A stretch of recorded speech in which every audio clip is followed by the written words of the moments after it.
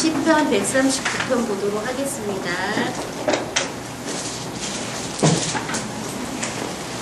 말씀이 길어서요. 빨리빨리 끝장까지 합독합니다. 시편 139편 1절부터 24 살펴보시는 하나님 작독합니다. 여호와여, 주께서 나를 살펴보셨으므로 나를 아시나이다. 주께서 내가 앉고 일어섬을 아시고 멀리서도 나의 생각을 밝게 하시오며 나의 모든 길과 내가 눕는 것을 살펴보셨으므로 나의 모든 행위를 익히 아시오니 야외여, 내 혀의 말을 알지 못하는 것이 하나도 없으시니이다. 주께서 나의 앞뒤를 둘러싸시고 내게 안수하셨나이다. 이 지식이 내게 너무 기이하니 높아서 내가 능히 미치지 못하리이다. 내가 주의 원천하 어디로 가며 주의 앞에서 어디로 피하리이까. 내가 하늘에 올라갈지라도 거기 계시며 수월에 내 자리를 펼지라도 거기 계시니이다.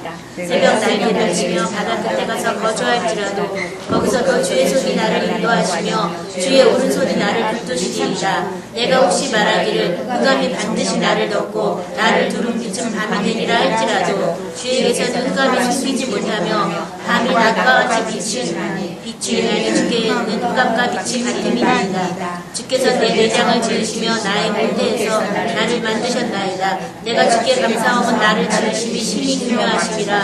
주께서 하시는 일이 기이함을 내 영혼이 잘 아나이다. 내가 은밀한 데서 짐을 받고 땅의 깊은 곳에서 기이하게 짐을 받을 때에 나의 형체가 주의 앞에 숨기지 못하였나이다. 내 형질이 일기 전에 주의 눈이 보셨으며 나를 위하여 정한 날이 하나도 되기 전에 주의 책에 다 기록이 되었나이다. 하나님이여, 주의 생각이 내게 어찌 그리 보배로우신지요 그 수가 어찌 그리 많은지요. 내가 세려고 할지라도 그 수가 모래보다 많도소이다. 내가 뛸 때도 여전히 주와 함께 있나이다. 하나님이여, 주께서 썸짓이 악인을 죽으시리이다. 피를 흘리는 자들아, 나를 떠날지어다. 그들이 주를 위하여 악하게 말하며 주의 원수들이 주의 이름으로 헛되이 맹세하나이다. 야외여, 내가 주를 미워하는 자들을 미워하지 아니하며 주를 싫어하는 일하는 자들을 미워하지 아니하나이까. 내가 그들을 심히 미워하니 그들이 나의 원수니이다. 하나님이여, 나를 살피사 내 마음을 아시며 나를 시험하사 내 뜻을 아옵소서. 내게 무슨 악한 행위가 있나 보시고 나를 영원한 길로 인도하소서. 살펴보시는 하나님이란 제목으로 같이 은혜를 나누도록 하겠습니다. 야외여, 주께서 나를 살펴보셨으므로 나를 아시나이다. 하나님은 우리를 지금 어떻게 보고 계시냐면요, 살펴보고 계시다는 거예요. 근데 하나님은 나에 대해서 모르는 게 없이 다 알고 있는데 우리 인간편에서 우리가 하나님을 몰라도 너무 모르죠, 그렇죠? 일단은 하나님이 우리를 지금 살펴보고 계신다. 근데 무엇에 대해서 살펴보시는지 우리 보도록 하겠습니다. 무엇에 대해서 살펴보시냐 하면요, 내가 앉고 일어섬을 아시고 나의 생각도 밝게 하시고 나의 모든 길과 내가 눕는 것을 살펴보셨으므로 나의 모든 행위를 익히 아신다. 살펴보시는 게 많아요, 그렇죠? 여기 보면 내가 앉고 일어서는 것도 아신다. 그 멀리서도 나의 생각을 어떻게 해요? 밝게 아신다. 나의 생각까지도 밝게 아신다.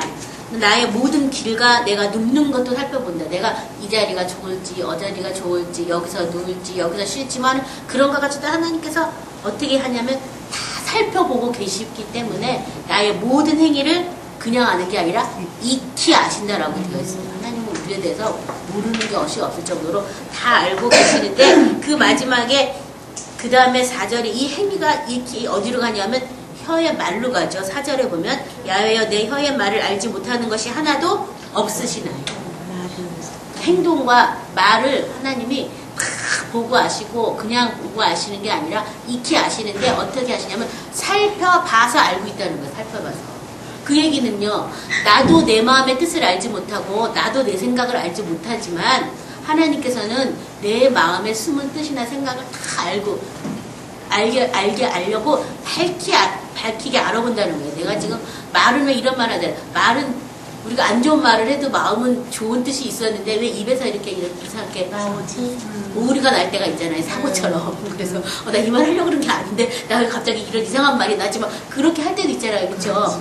때로는 마음을 아주 악한 마음이 가득한데 겉으로는 포장을 하고 척하는 그런 말도 있잖아요. 그것처럼 하나님께서는 그런 것들을 밝히 다 알고 계신다는 거예요. 우리의 모든 생각과 이런 모든 것을 다 알고 계세요. 생각만 아는 것도 아니고 말하는 것도 알고 계시지, 우리가 어디 가는지도 알고 계시지, 뭐 하는 자리까지 다 알고 계신다는 거예요. 그래서 하나님께서 온천지에 충만하시기 때문에 모든 걸 다 알고 계심에도 불구하고 많은 사람들은 자기가 하나님을 모르기 때문에 나에 대해서 좀 모르실까봐 아주 열심히 자기 사정을 열심히 말하시는 분들도 많이 있어요. 혹시 잊어버렸을까봐 하고 하시는 분들도 많이 계신데, 하나님은 밝게 아신다는 거예요. 이 모든 것을요.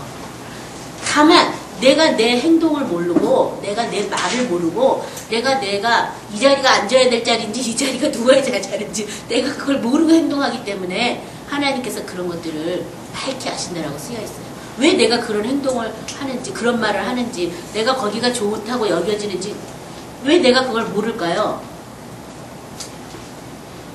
나는 분명히 내 의지를 가지고 행동한 것 같고 내 의지로 말한 것 같지만 왜 모르냐 하면 우리 옛날 어떤 출생의 비밀이에요. 여기 나중에 보면 이제 다윗이 자기가 어떻게 태어났다라고 땅의 깊은 곳에서 자기가 지음받았다고 되어 있거든요. 그리고 땅의 깊은 곳이 바로 모태라고 이렇게 설명을 했어요. 그래서 우리가 태어난 것 자체가 이렇게 어둠 속에서 사탄에게 종로로 타는 이 몸이 사망에 저주받은 상태에서, 부모의 그 저주받은 속에서 우리가 태어나기 때문에 나의 의지랑 상관없이 그런 것들이 다 내 온 몸에 프로그램 되어 있는 걸 말하자면요. 악한 유전자를 아주 받아갖고 태어났어요. 그래서 우리가 막 성경에 보면 누가 누구를 낳고 그걸 왜 이렇게 많이 써있느냐, 낳고를. 옛날에 제가 초신자 때 그런 거 읽으면서 낙포가 중요하지 그랬는데 날 때마다 악이 계속 증가되는 거예요. 악이 뻥튀기 터지는 거예요. 점점점. 그래서 그게 이렇게 중요하더라고요.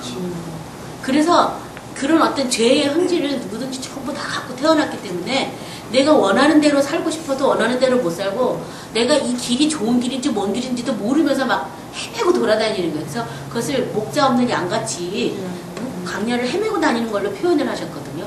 그렇기 때문에 나는 나에 대해서 잘 아는 것 같지만 나는 나에 대해서 모릅니다. 내가 서 있는 이 자리가 나는 좋은 자리에 쓴 것 같지만 그거는 내 생각인 것 같지만 사탄이 거짓말하는 생각일 수도 있다는 거예요. 그래서 이게 밝게 아시고 내가 눕는 길까지도 하나님께서는 딱 체크를 하시고, 내가 가는 길 앉는 자리까지도 하나님께서는 딱 체크를 한다는 거예요. 왜 체크하시느냐? 나를 온전한 길로 인도하시려고 체크를 하시는 거예요. 아, 얘가 이 길에 있으면 안 되는데, 얘가 여기서 편안하다고 누워있으면 안 되는데, 막 그래서 그걸 자꾸 체크하는 거예요. 왜냐하면 사탄이 와서 자꾸 거짓말하기 때문에요. 그래서 여기서 하나님이 우리를 살펴보시는 것은 뭐 얘가 죄가 있나 없나, 내가 얘를 벌주려고 뭐 이렇게 살펴보는 것이 아니라 우리의 체질을 아시고 우리의 태어남을 다 아시기 때문에 하나님께서 우리의 자신에게 대해서 우리에게 가르쳐 주시려고, 내가 어떤 사람이라는 것을 말해 주시려고 자꾸 이런 걸 살펴보고 계시다는 거예요. 그래서 많은 사람들이 하나님이 우리 마음을 시험하신다 막 이런 얘기도 많이 하는데요. 마음을 연단해 보는 거예요. 정말 이게 하나님께로 속한 마음인지 세상에게 속한 마음인지 그 마음을 하나님께서 연단하시기 위해서 우리 마음에 때로는 내가 생각하지도 않았는데 그 일에 대해서 되게 온전해져가지고 마음을 안 풀을 때도 있어요. 정말 누구한테 말하려면 사소한 거야. 별거 아니야. 별거 아닌데 나는 거기서 마음을 풀기 싫어. 너무 싫어요. 그래서 그런 모든 일들이 하나님께서 우리의 마음이 어떻다는 걸 알게 해주시려고. 내가 원하는 생각을 하는 게 아니라 내가 원치 않은 생각을 더 많이 하고 있다는 걸 알게 해주려고 때로는 내 마음이 강박하게 해도 되고 좁아져진다는 거예요. 나만 그럴까요? 상대방도 그렇다는 거예요. 그러니까 상대방도 괜히 엄한 소리 뻑뻑하고 그러면 우린 저 사람 왜 저래 나한테 막 이렇게 생각하면서 화를 내기도 하는데, 그 사람을 하나님이 연단시키는 과정 중에 있다면 그 사람도 괜히 사소한 거 가지고 시비 걸 수도 있어요. 그래서 하나님이 우리를 지금 살펴보시고 있는 것을 잘 기억을 하셔야 되겠습니다. 내가 지금 어떠한 길에 서 있는지도 살펴보시고요.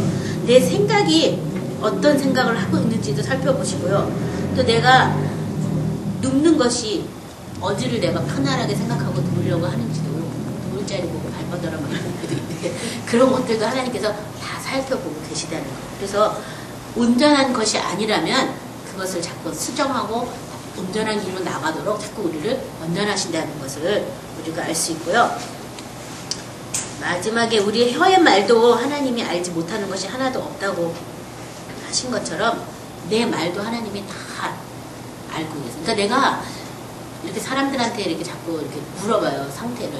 질문하면 답이 나올 때 딱 벌써 사람 속에 가득한 것이 입으로 나오게 돼 있어요. 말이라는 건 꾸며서 할 수가 없어요. 우리가 뭐 연극을 한다든가 영화를 찍는다든가 이런다면 대사에 의해서 하겠지만 그러지 않는 이런 평상시에는 이렇게 얘기하다 보면 슬슬 다 나와요. 그래서 그 사람 말에 그 사람의 영적인 지도가 다 있어요. 무슨 말을 많이 하고 있는지, 이 사람이 뭐 가지고 지금 이렇게 헤매고 있는지 다 알아요. 그래서 정말 예수님만 찾아가지고 예수님만 생각하면 되는데 사탄이 자꾸 와서 예수를 보지 못하게 우리 안에 어떤 그런 크고 작은 어떤 시름을 줘가지고 그 일에 우리가 예수를 보지 못하게 우리의 눈을 흐릴 때가 무척 많죠. 그래서 이것 때문에 막 속상해가지고 예수를 못 보게 하려고.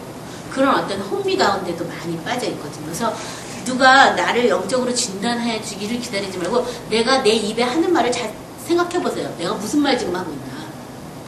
그래서 내 혀에 뭐 자갈을 채우시고 내 입술에 물을 지켜달라고 다 하시고 그다음 것처럼 내 입에서 나오는 말이 바로 내 신앙 상태고 내 속에 있는 악한 영이 지금 나한테 어떤 거짓말을 하고 있는지를 알게 하시는 어떤 그런 비밀이 그 말 속 안에 다 있어요. 그러니까 말을 잘 이렇게 아이들도 마찬가지예요. 아이들하고 얘기하다 보면 또 그 말 속에 그런 어떤 영적인 것들이 많이 나오거든요. 그래서 하나님께서도 우리의 말을 이렇게 다 알아보신다.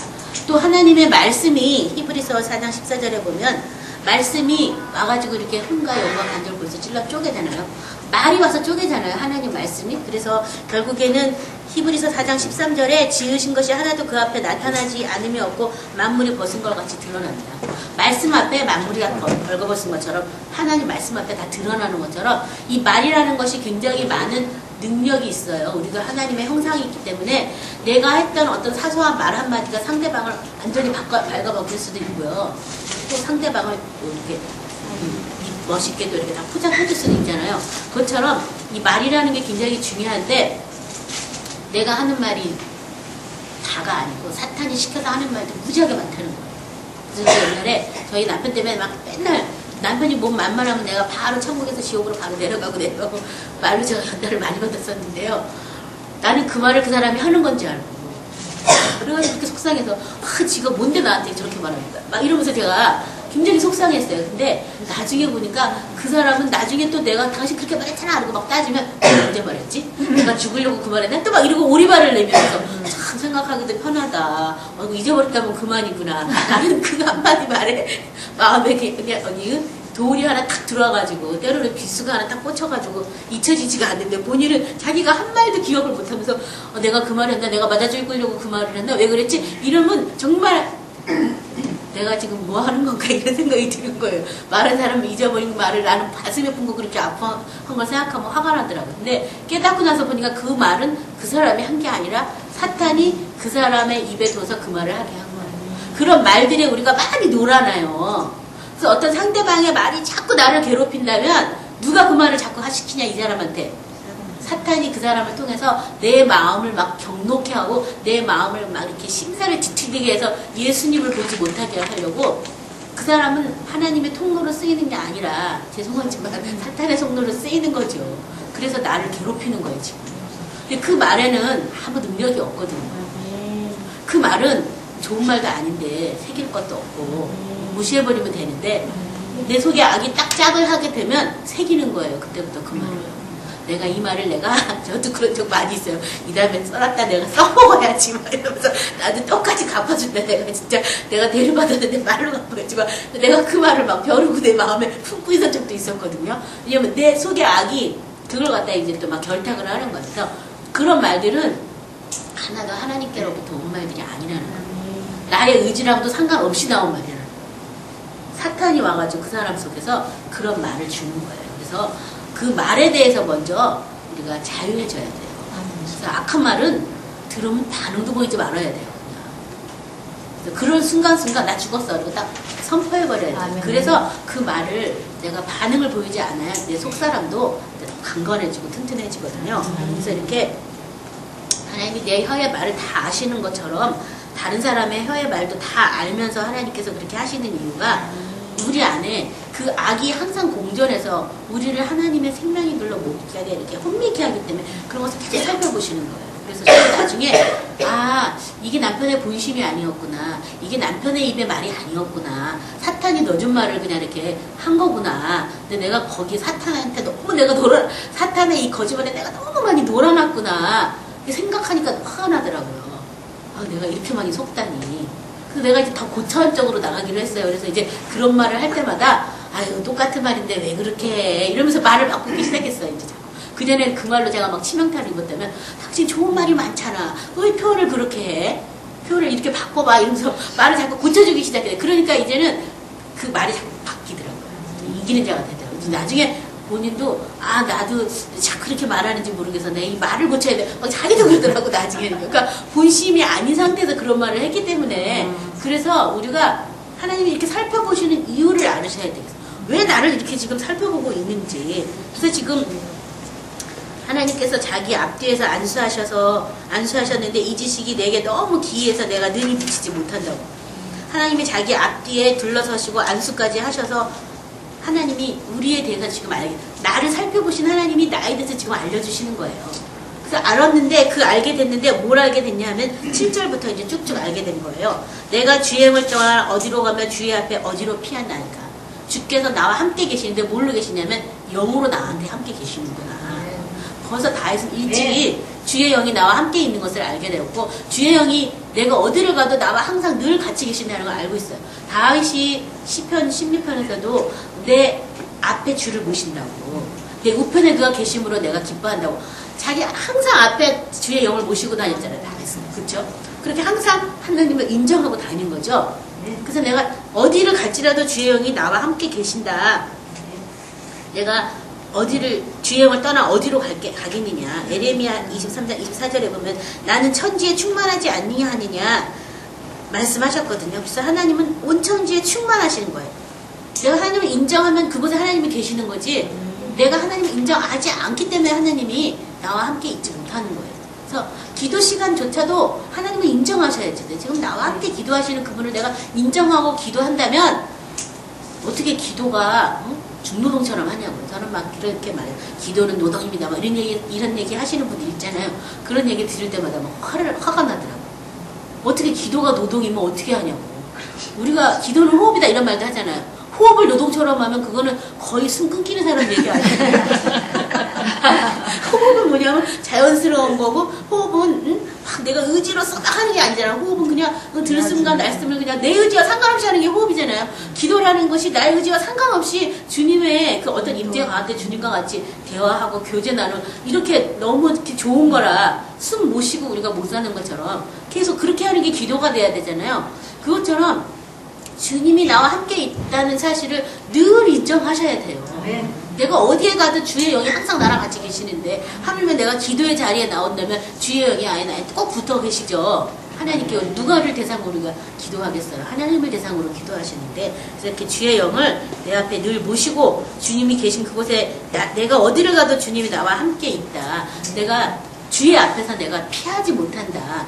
내가 무슨 일 행동을 하든지 주님이 익히 아시고 내 말을 다 아시기 때문에 내가 주님 앞에 나갔을 때 주님을 피하지 못한다. 주님께서 너 왜 그렇게 행동했냐, 너 왜 이렇게 말하시진 않겠지만 주님의 그 임재를 계속 알고 있기 때문에 다시 이렇게 말했어요. 그래서 심지어 내가 하늘에 올라갈지라도 거기 계시고 스월에 내 자리를 펼지라도 거기 계실 것이다. 내가 새벽 날개를 치며 바다 끝에 거주할지라도 그때도 주님이 나 언제 어디서든지 항상 계신다라고 이제 그것을 알게 되면서 내가 주님이 나와 언제부터 같이 계셨느냐, 나를 짓기 전부터 나와 같이 계신 것을 알게 된 거예요. 이 지식이 너무 기이하다고 지금 말하고 있어요. 내가 혹시 말하기를 흑암이 반드시 나를 덮고 나를 두른 빛이 밤이 되리라 할지라도 주에게는 흑암이 숨기지 못하며 밤이 낮과 같이 빛이 나니 주에게는 흑암과 빛이 같음이다. 그래서 흑암 속에서도 내가 흑암에 있다 하더라도 주님이 나와 함께 계신다. 빛이 하나도 없는 상태라도 주님이 나와 함께 계신다라고 이렇게 고백한다는 이것이 얼마나 큰 믿음이에요. 그래서 나를 익히 아신다고 생각할 정도의 주님과의 그 친밀함이니까, 그렇죠? 빛이 하나도 없는 곳에 내가 어둠의 절망 가운데 있을지라도 주님이 나와 같이 계신 것을 계속 알고 있는 거죠. 근데 그 주님이 그렇게만 계신 게 아니라 내가 창세 전에 지음 받아서 내가 모태 오기 전부터 주님이 나와 같이 계신다는 것을 다 해주신 그것까지도 알게 된 거예요. 내가 그냥 이 세상에 뚝 떨어져 태어난 게 아니라 내가 지음 받기 전부터 주님이 날 다 보고 계시고 나에 대해서 다 알고 있다는 거예요. 저와 여러분도 마찬가지예요. 내가 주님을 모르는 거지 주님은 우리에 대해서 다 알고 계세요. 그래서 여기 주께서 내 내장을 지으시면 나의 모태에서 나를 만드셨나이다. 내가 주께 감사함은 나를 지으심이 심히 기묘하심이라 주께서 하시는 일이 기이함을 내 영혼이 잘 아나이다. 내가 은밀한 데서 지음을 받고 땅의 깊은 곳에서 기이하게 지음받을 때에 나의 형체가 주의 앞에 숨겨지지 못하였나이다. 그래서 내가 이렇게 내가 어떻게 지음받았는지도 다 보게 된 거예요. 기도하다가 하나님이 나를 살피시는 하나님을 막 묵상하면서 기도하다 보니까 뭐 나의 행동, 안고 일어서 눕는 거, 말하는 거 이런 것만 아는 게 아니라 하나님께서 나를 살펴보셨는데 언제부터 살펴보셨냐면 내가 태어나기도 전에 내 형질이 못해서 이루기도 전부터 하나님이 나를 살펴보고 계셨다는 걸 알게 된 거예요. 이 지식이 너무 기이하다고 지금 말하고 있어요. 하나님은 이렇게 우리에 대해서 다 알고 계시고 다 살펴보고 계시는 거예요. 그렇죠? 근데 내가 하나님을 모르기 때문에 계속 가지 말아야 될 자리를 가고 있고 눕지 말아야 될 곳에 눕고 있고 하지 말아야 될 것들을 자꾸 하고 있는 거죠. 그렇죠?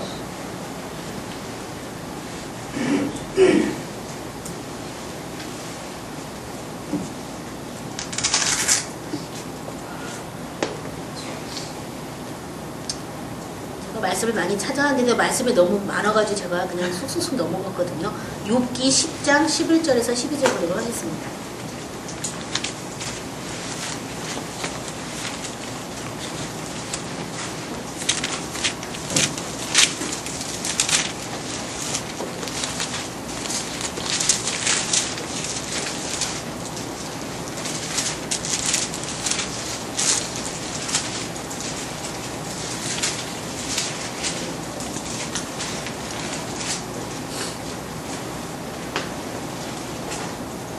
피부와 살을 내게 입히시며 뼈와 힘줄로 나를 엮으시고 생명과 은혜를 내게 주시고 나를 보살피심으로 내 영을 지키셨나이다.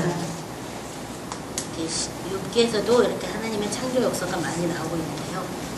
그냥 내가 어떤 부모님의 어떤 하룻밤에 일로 태어난 것이 아니라 하나님이 다 예정을 하셔서 하나님이 나를 지으시고 만드셨어요. 그리고 하나님은 그때부터 나를 보셨다는 거예요. 저도 성령 세례 받고 나서 얼마 안 돼가지고 밤만 되면 자꾸 깨워가지고 제가 이렇게 자다 말고 일어나서 기도하고 했거든요.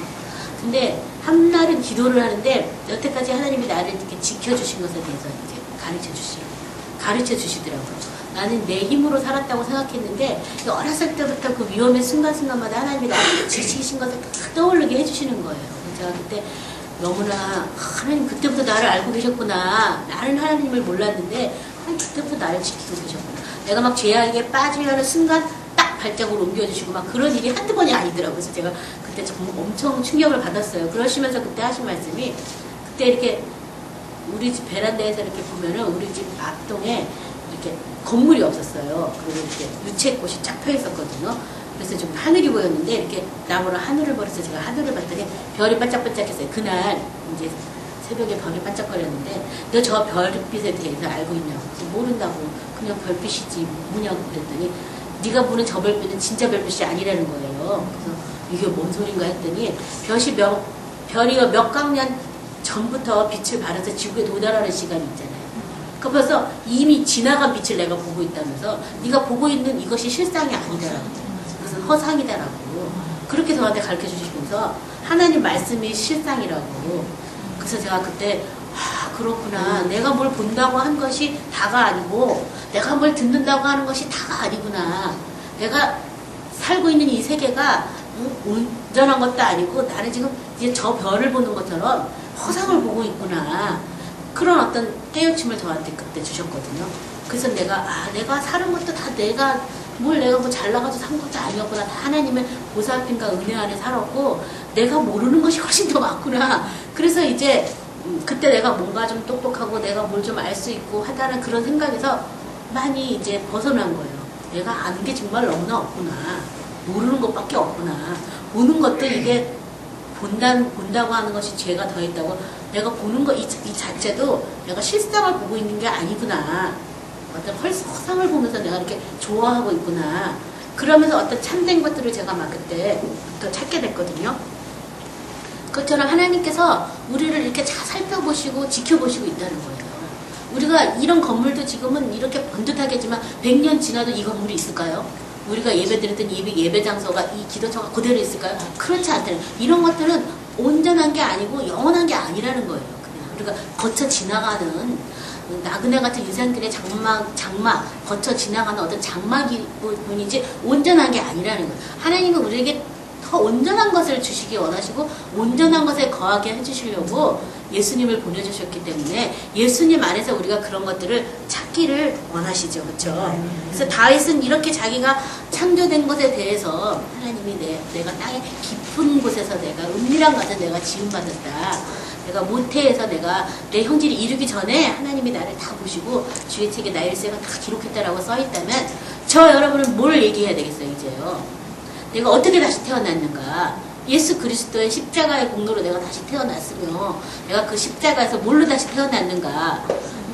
모태에서 내 형질이 이루어진 게 아니라 예수 그리스도 안에서 우리는 다시 새롭게 피조됐잖아요. 새롭게 창조됐잖아요. 그렇죠? 그때 나를 뭘로 창조하셨느냐. 성령이 나를 잉태하셔가지고 뭘로 창조하셨어요? 진리의 말씀으로 나를 창조하신 거죠. 그렇죠? 그리고 그 진리의 말씀 안에 생명을 부어줬는데 그것이 어린 양의 피로 나에게 생명을 불어넣어 주신 거예요. 그리고 이제 뭐 주의 책에 우리의 일생을 다 기록했다고 다 해서 그렇게 말하는데 우리는 어떤 일생을 살게 되는 거예요? 내 일생을 사는 게 아니라 예수님의 삶을 대신 사는 거죠. 예수님 대신.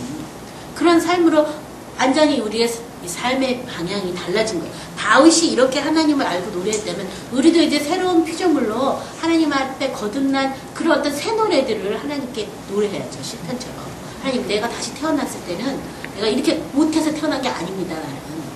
나는 예수님의 십자가에서 내가 이제 새로운 삶이 시작됐습니다. 그분이 죽었을 때 내가 죽었을 때부터 이제 생명을 새로 부어받기 위해서 내가 거기서 시작했다라는 그런 어떤 확실한 믿음을 우리가 가지고 있어야 되겠습니다. 그래서 이제는 땅의 깊은 곳에서 우리가 태어난 것이 아니라 어디서 태어났어요? 예수님의 해산의 고통으로 우리가 다시 태어난 것은 하나님의 보좌 앞에서부터 새 생명을 받은 거예요. 그래서 그 생명으로부터 우리가 다시 태어났다는 것을 믿으셔야 되겠습니다. 그래서 이렇게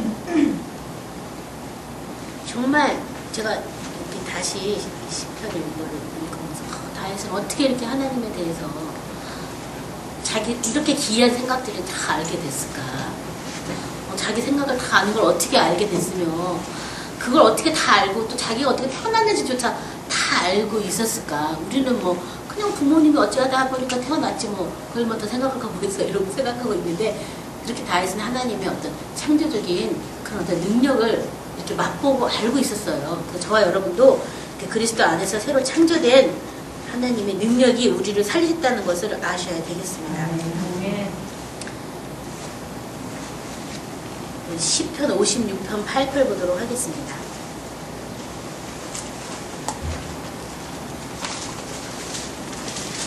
56편 8절 나의 유리함을 주께서 계수하셨사오니 나의 눈물을 주의 병에 담으소서. 이것이 주의 책에 기록되지 아니하셨나이까. 우리의 눈물을 주의 병에 담아서 우리가 왜 눈물을 흘릴까? 나의 유리함을 주께서 계수하셨습니다. 하셨다. 다윗은 물론 하나님의 그 성에 들어가려고 이렇게 유리했다고 써있는데 우리도요. 새 생명 안에 하나님의 성에 들어가기 전까지는 이 세상에서 계속 나그네처럼 유리하는 거죠. 그렇죠? 그래서 괜히 어렵고 힘들고 낙심하는 일이 생긴 게 아니라 내가 아직 아버지 집을 못 도착해서 도달하지 못했기 때문에 사탄에게 거짓말에 속기도 하고 넘어지기도 하고 상처를 받기도 하고 주기도 하면서 이렇게 눈물을 흘리는 일이 많이 있어요. 그런 눈물조차도 하나님은 어떻게 하신다고요? 다 병에 담아서 그것을 다 계수하고 계신다 라고 말씀하고 있습니다. 그래서 하나님이여 주의 생각에 내게 어찌 그리 보배로우신지요 그 수가 어찌 그리 많은지요 주의 생각이 내게 어찌 그리 보배로우신지요. 그의 수가 어찌 그리 많은지요. 하나님의 생각이 자기한테 보배로운데 그 수가 또 무지하게 많다는 거예요. 그러니까 하나님에 대해서 많이 어떻게 해요? 알고 있는 거잖아요. 수를 헤아릴 수 없을 정도로. 근데 저와 여러분은 어떡하냐고 지금.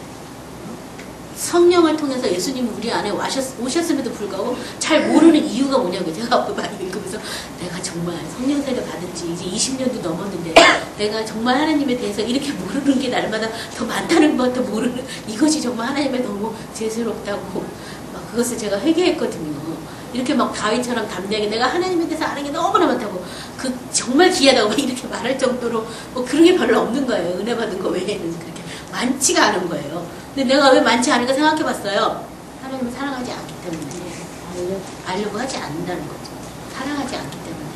또 하나님을 사랑하지 않기 때문에 너희가 나를 사랑하였다면 내 계명을 지켰을 것이다. 내 계명을 지키면 하나님께서 처소를 아예 옮겨서 우리와 함께 사시고 그에게서 나를 나타내리라, 이런 말씀을 해주셨는데, 우리가 하나님을 사랑하지 않기 때문에 그 계명을 지켜 행하지 않아서 하나님의 사랑이 우리 안에 부음바 됨에도 불구하고 우리가 그 사랑을 알지 못하고 찾아 헤맨다는 거예요.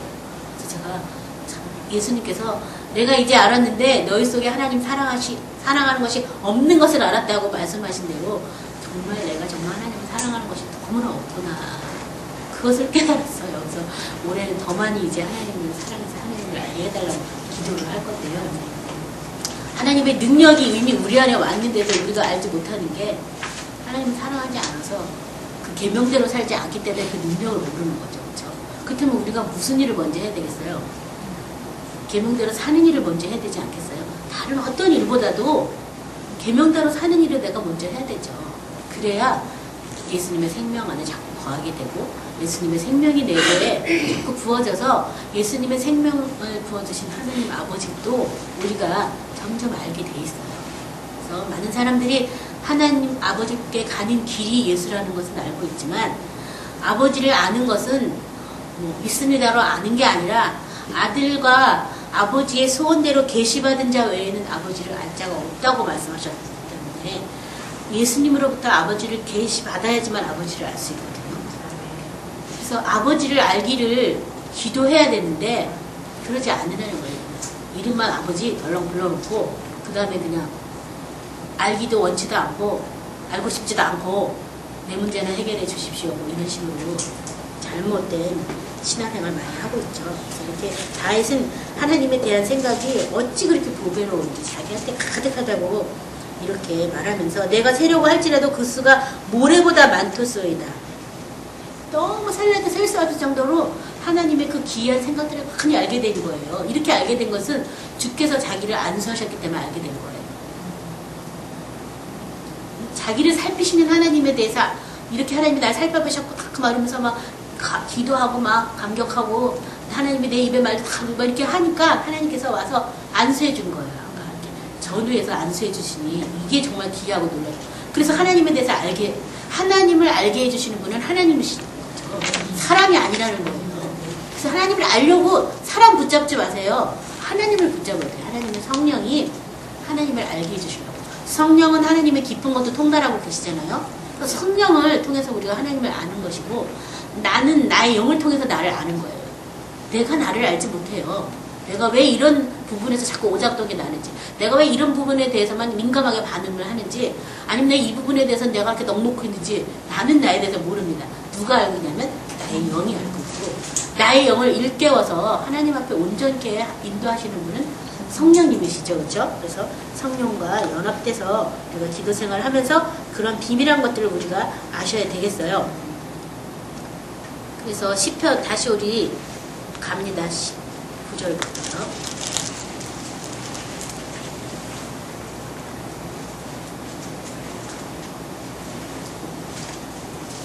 하나님이여 주께서 반드시 악인을 죽이시리이다. 피 흘리기를 즐겨하는 자들아 나를 떠날지어다. 그들이 주를 대하여 악하게 말하되 주의 원수들이 주의 이름으로 헛되이 맹세하나이다. 야훼여 내가 주를 미워하는 자를 미워하지 아니하며 주를 치러 일어난 자들을 미워하지 아니하나이까. 내가 그들을 심히 미워하니 그들은 나의 원수니이다. 누구를 원수 삼은 거예요? 다윗이 원수 삼은 것은요? 예수를 야훼의 이름을 가지고 헛되이 맹세하고 또 야훼를 대적하는 자들을 자기의 원수로 삼은 거예요. 그래서 다윗은 야훼의 이름이 만군의 야훼의 이름이 모욕을 당할 때 굉장히 화를 내면서 자기가 나가서 물맷돌로 골리앗을 죽였잖아요. 저와 여러분도 마찬가지. 내가 정말 하나님 아버지를 사랑한다면 누가 하나님의 이름을 망령되이 부르면 화가 나는 게 우리의 반응이어야 되는데 몰라서 그러지. 뭐 이 정도라면 아직 내가 예수님을 별로 사랑 안 하는 거지. 정말 사랑한다면 내가 사랑하는 그분을 누가 당신 예수 알기는 알아 없어 막 화를 내서 막 해야 되는데 몰라서 그래. 뭐 이 정도밖에는 사랑 안 하는 거지. 욕먹어도. 만약에 누가 나를 욕한대 봐. 가만히 있겠어? 흥분해서 날뛰지. 대놓고 안 하고 뒤에서 흉만 봐도 어떻게 해요? 우리 따져봅시다 이러고 앉아가지고 삼자대면 하지 않아요? 누가 나만 욕해도 그 난리를 치는데 예수님을 욕해도 가만히 있는 거. 이거 우리가 전부 예수님 사랑하지 않기 때문에 그런 증상이 일어나는 거죠. 그래서 다윗은 자기의 원수는 누가 자기의 원수냐고 그랬냐면 내 일을 방해하고 나의 앞길을 막는 사람의 원수가 아니라 야훼 이름을 모욕되이 부르고 야훼 이름으로 거짓 맹세하고 야훼 이름을 대적하는 사람이 자기 원수라고 말했어요. 그 정도로 하나님을 사랑한 거예요. 그래서 저와 여러분도 그것을 잘 생각해 봐야 되겠어요. 나 미워하는 사람이 원수가 아니야. 하나님을 대적하는 사람들이 원수인 거죠. 그렇죠? 자, 이렇게 다윗은 자기가 심히 그들을 미워한다. 그들이 나의 원수다라고 이렇게 고백하면서 말하죠. 이 결론으로 하나님이여 나를 살피사 내 마음을 아시며 나를 시험하사 내 뜻을 아옵소서. 그러니까 다윗은 자기가 자기 마음을 모른다는 걸 아는 거예요. 자기 속에 품은 뜻조차도 자기가 온전하게 뜻을 품는지 안 품는지도 모른다는 걸 안 거예요. 그래서 하나님 제발 나를 좀 살피셔가지고 나에 대해서 좀 알려달라고. 내 뜻도 좀 살펴주시고 내 마음도 좀 이렇게 좀 살펴달라고 기도한 거예요. 그래서 많은 사람들이 내가 뭐 굉장히 우리는 이 사탄에게 와서 사탄이 거짓말로 이렇게 우리한테 미혹했을 때 보기에 탐스럽게도 하고 지혜로울만 하기도 하고 막 그렇게 우리에게 와서 미혹을 시켰기 때문에요. 자기 스스로 자기가 참 괜찮은 사람인지 알고 다 포장하고 있어요. 네, 실제로 까봐야 별거 아닙니다. 죄밖에 안 져요. 하나님과 원수된 행동하는 그런 사람들이에요. 저희 사람한테는 선한 생각을 가질 수가 없어요. 그래서 선한 이는 한 분 하나님밖에 없다고. 선한 생각을 가질 만한 존재가 안 돼요. 새로운 피조물이 돼서 예수 그리스도 안에서 생각하고 예수 그리스도가 주는 것을 받을 때 우리가 온전한 생각을 할 수 있는 거지 그 이상도 그 이하도 아니에요. 그래서 나 자신에 대한 과대평가를 내려놓으셔야 돼요. 그래서 많은 사람들이 사탄이 자꾸 와가지고 내가 뭐여라 내가 나를 자꾸 살려놓는 거야. 그래야 주를 보지 못하니까. 그렇죠? 그래서 하나님 나에게 무슨 악한 행위가 있나 나를 살펴보시고 나를 영원한 길로 인도하셔서 하나님 나를 살펴보시는데 나를 살펴보시는 이유가 뭐 하기 위해서요? 영원한 길, 생명의 길로 인도하기 위해서 날 좀 살펴달라고 아주 오히려 적극적으로 더 나간 거예요. 하나님께 내 마음도 살펴보시고 나의 행동도 살펴보시고 내게 무슨 내 생각도 좀 살펴보셔서 내가 정말 악한 생각하고 있는지 아는지 나를 좀 살펴봐 달라고 오히려 이제는 간구로 바뀐 거예요.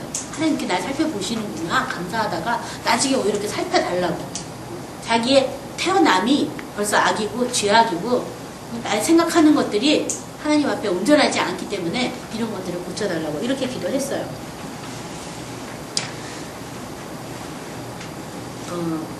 예레미야 6장 16절을 보도록 하겠습니다.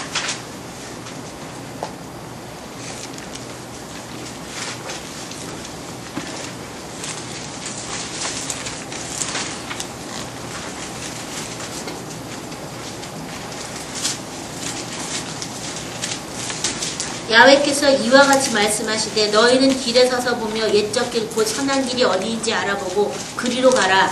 너희 심령이 평강을 얻으리라 하나 그들의 대답이 우리는 그리로 가지 않겠노라 하였으며 내가 또 너희 위에 파수꾼을 세웠으니 나팔 소리를 들으라 하나 그들의 대답이 우리는 듣지 않겠노라 하였노라. 자, 옛적 길 곧 선한 길 어디로 가라? 그리로 가라. 너희 심령이 뭘 얻는다고요? 평강을 얻는 것이다. 이 생명의 길, 영원한 길에서 우리가 얻는 것이 뭐예요? 평강이라는 거예요. 평강이 아주 큰 능력이에요. 그래서 예수님도 어느 집에 가면 맨 먼저 뭐 하라고요? 평강할지어다. 평강으로 너희 마음을 굳게 매라고. 평강. 예수님은 평화의 왕, 평강으로 오셨다는 거예요. 그래서 하늘에서는 영광이고 땅에서는 평화라고 하나님이 기뻐하시는 이분들. 우리가 얻는 것이 은근 보하고 뭐 이렇게 그게 아니라 뭐냐면 평강이라는 거예요. 평강해야 온몸이 다 건강하고 평강해야 하나님의 음성도 금방금방 받을 수가 있어요. 마음에 평강이 무너지면 그 다음에 하나님으로부터 오는 음성도 못 듣고요. 또 몸도 마음도 병들고 지치는 거예요. 평강을 힘써야 되겠어요. 생명의 길에서 평강을 우리에게 주시길 원하세요. 그분은 평화의 왕으로 오신 거예요. 평화의 복된 소식을 공포하려고 오신 거예요. 평안의 복음에 예비하신 으로 신으시느라고. 그 사람들이 그 평안을 내가 힘써서 지키려고 해야 되는데 그게 별로 중요한 가치를 생각하지 않는 거예요.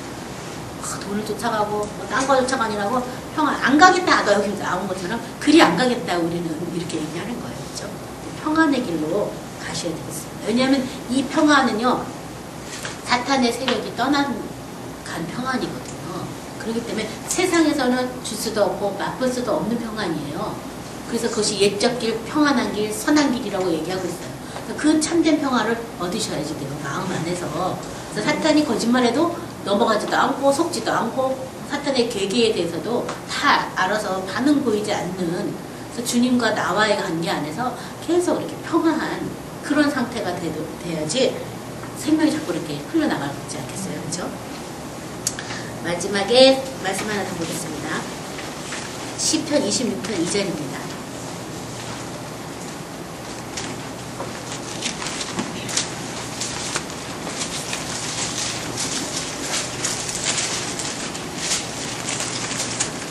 야훼여 나를 살피시고 시험하사 내 뜻과 내 양심을 단련하소서.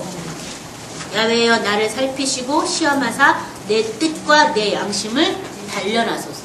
그러니까 내 양심도 다 이게 섞여 있어요. 혼미해가지고 사탄이 주는 거짓말에 미혹이 돼 있어요. 그래서 이 선한 양심, 하나님이 주시는 양심을 가져야지 사탄이 와서 혼미케 하면 뭐 좋은 게 좋은 거니까 뭐 이런 식으로 생각을 해가지고 나쁜 것도 다 자기적으로 생각하면 좋게 생각하는 경우가 많이 있거든요. 그래서 그것은 온전하지 않기 때문에 하나님 나를 단련해달라고 기도하셔야 되겠습니다. 그래서 하나님께서는 우리에 대해서 익히 아신다. 어떻게 아시냐면 우리를 살펴보셨기 때문에 우리에 대해서 다 알고 계시다. 그래서 알고 계시는 것이 우리의 말이라든지 우리의 앉는 것 또 눕는 것, 또 우리의 모든 행동까지도 하나님은 다 익히 아시고 계시는데 그렇게 익히 아시고 살펴보시는 이유가 뭐 때문이라고요? 뭐 때문에 우리 살펴보시냐고요? 우리의 생각과 우리의 뜻에 악한 것이 있나 없나 살펴보시려고. 내가 사탄에게 속고 있는지 안 속고 있는지 살펴보시려고 살펴보신다는 거예요.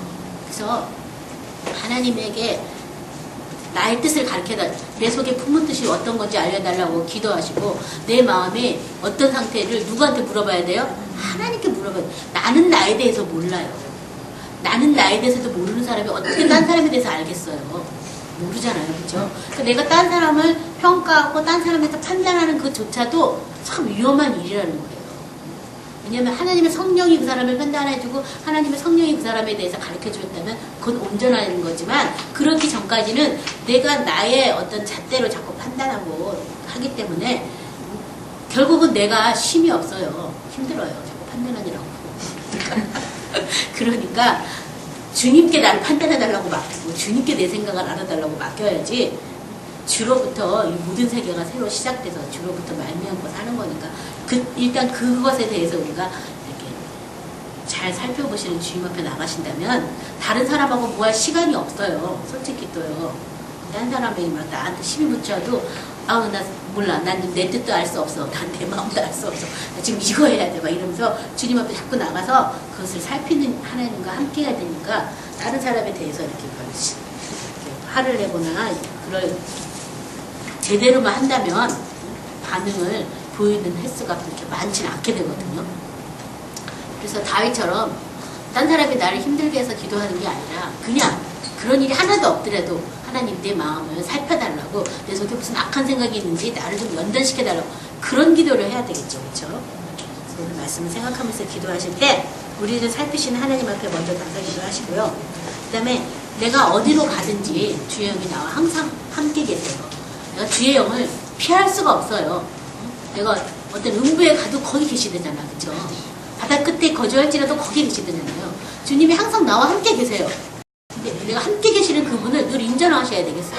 그리고 그분 앞에 늘 나를 가르쳐 달라고. 내가 품은 이 뜻이 맞는 뜻인지 알려달라고. 내 생각이 이게 올바른 건지 주님 좀 가르쳐 달라고 기도하셔야 되겠어요. 딴 걸 기도하시지 마시고 내 생각과 내 품은 뜻이 온전하게 되기를 기도하셔야 되겠습니다.